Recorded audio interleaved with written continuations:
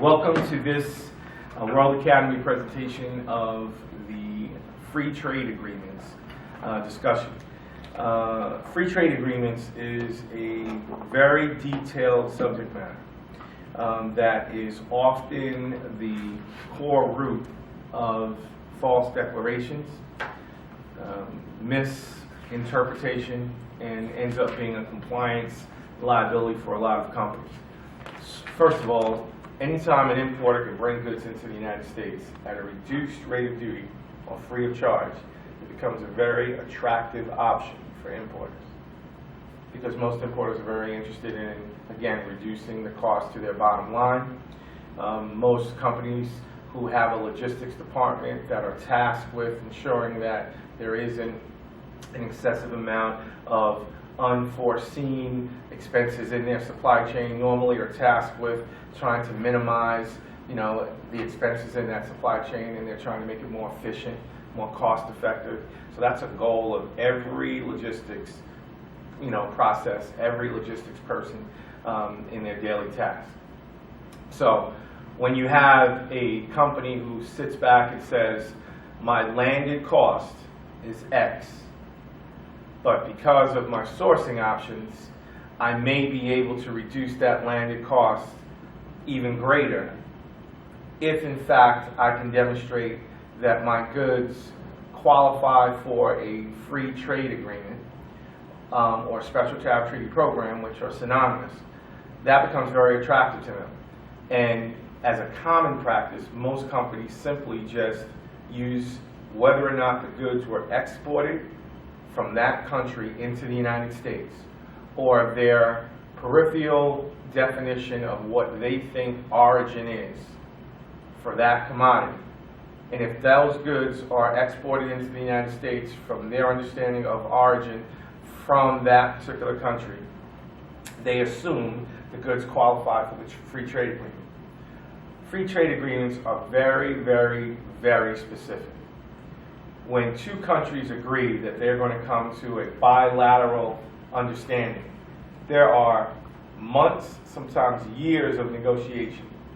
There is feasibility studies that are done, and each country tries to protect their own interest while instigating additional trade. So, the U.S., for example, whenever we enter into a free trade agreement, one of the things we look at is our own industry that may be affected by that trade. And that could be different country to country. So we look at which industries here would be affected by imports from country A. So let's just take NAFTA, for example. Canada, goods coming in from Canada. We say, what origin goods in Canada that are going to be produced in Canada and qualify for that program are going to have an impact on U.S.-made goods that, with the importation of those Canadian goods into the U.S., would have a negative effect on a specific industry. It could be automotive, it could be textile, right? It could be electronics, right? So if there's a decision that is made that the textile industry is going to be affected, then that trade agreement is going to have components in it that protect the U.S. trade industry and the textile industry here in the United States. So each program specific, has to be looked at from a very detailed process to ensure that we understand what are the inclusions to the program, what are the exclusions to the program, what are the unique rules of eligibility for each program, because they're all different. NAFTA rules of origin from Canada and Mexico are dramatically different from the generalized system of preference rules, which is the most popular program. It's been around longer, it has more countries involved in it, which is dramatically different from the U.S.-Colombian Free Trade Agreement, which is dramatically different from the Andean Free Trade Agreement, which is dramatically different from the U.S.-Singapore Free Trade Agreement. All of them have industry-specific interests that they're trying to protect. They all have eligibility rules that they're trying to, again, institute and enforce. So because of that, we have to be very knowledgeable about what eligibility requirements are out there for each program before we just say, oh, my goods come from Singapore, they must qualify for the U.S.-Singapore Free Trade Agreement. And that is a problem that, again, is a common practice that we run into all the time. Customs test, in many circumstances, the eligibility details and the efforts of importers and exporters, because a lot of times an exporter, especially with NAFTA, is claiming that goods qualify for NAFTA and filling out a NAFTA certificate, which we're going to go over. But the government agencies, they consider special tariff treaty declarations a high risk category of compliance management. Why?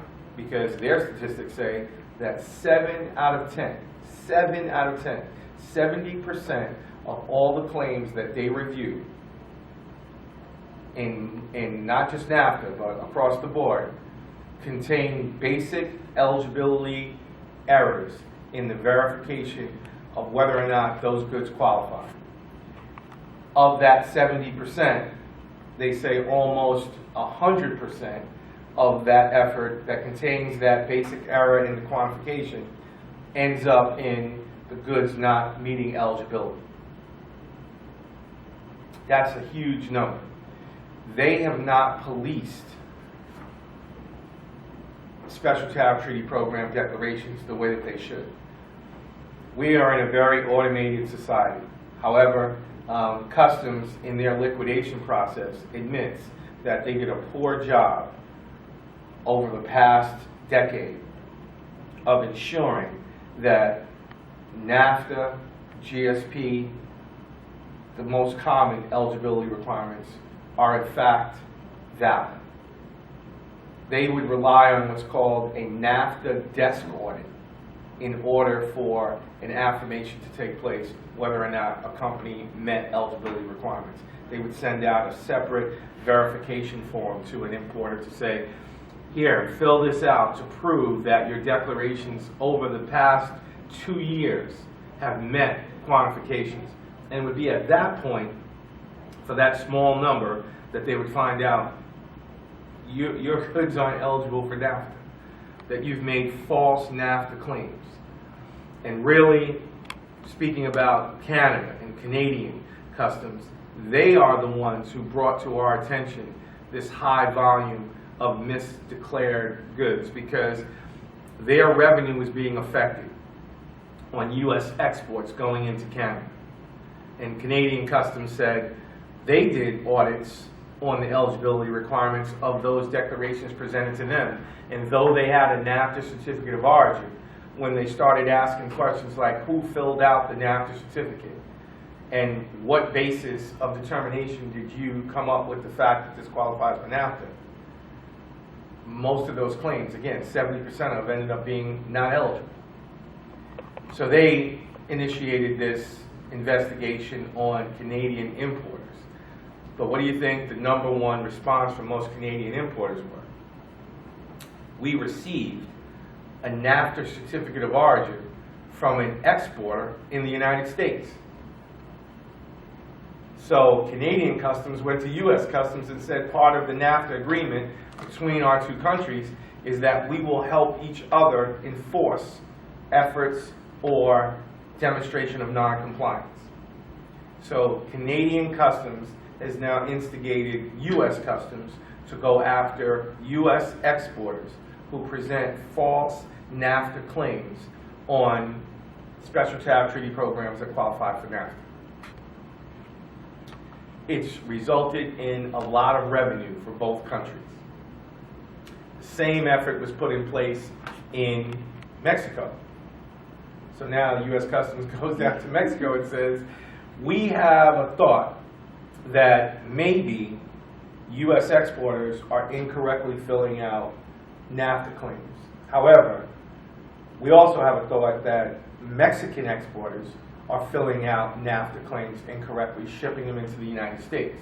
So we want to do the similar effort. So just what Canada did to us, we did to Mexico. Same result. 7 out of 10 had no true, and I mean 7 out of 10 didn't even have a verification as to where the information came from, other than it was just exported. It wasn't quantified based on the rules of the program, just based on the fact the goods were coming from the U.S. into Mexico, or vice versa, Mexico into the U.S. So this created a huge, huge need for this discussion today on free trade agreements. The informed compliance responsibility of every trade participant to understand what the rules of eligibility are. Because there's a finger pointing process that goes into place. If I am an importer into Canada and you are a U.S. exporter from the United States, I say to you, here are the documents I need to clear customs. And as an exporter, here's what I need for you to send me. I need a commercial invoice, and I need a NAFTA certificate. Okay? I need a contract of carriage, a bill of lading, trucker's bill of lading, air or ocean, depending on where it's coming from. Right? Mm-hmm. So I tell you, those are my documentary requirements.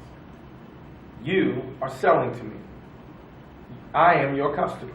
Right. So you are going to send me, first of all, your sales department is going to agree. Yes. In the contract of sale, sales is going to say, I will send you any documentation you need without knowing what the quantification is of that data, what it's going to take. Sales is going to say yes. So now they've agreed at the point of sale. Now, your shipping department, or someone in the facilitation of that shipment to Canada, now is going to put together those documents. And someone is going to prepare a NAFTA certificate. Traditionally, the person or party who prepared that 7 out of 10 times has not been knowledgeable about the specific rules of origin, only operated on a common practice environment of knowing that you need one. Having a template of one that was completed, simply completing another template and saying here, because it wasn't a U.S. export requirement, it's a Canadian import requirement in order for the goods to enter the commerce of Canada duty-free. The perception was, just like the invoice is not a required document for export, an exporter is not going to ever get a penalty for contents on an export invoice, because it's not a required document, right? However, an exporter is going to get a penalty on a NAFTA certificate if it contains information that's not accurate, even though it's not a required document, simply because of the agreements of NAFTA, again, to enforce non-compliance rules by either party. That rule is in place with every free trade agreement. If I send something to a country under the U.S. Andean Free Trade Agreement, both governments have agreed that if either country has a trade participant that aids or assists to circumvent the rules and regulations of either country, then both countries are going to help each other enforce fines and penalties on all culpable parties. That is consistent with every free trade agreement. So we have to break through the barrier of non-compliance by implementing this informed compliance exchange of information on, number one, what are the quantifying rules for the program.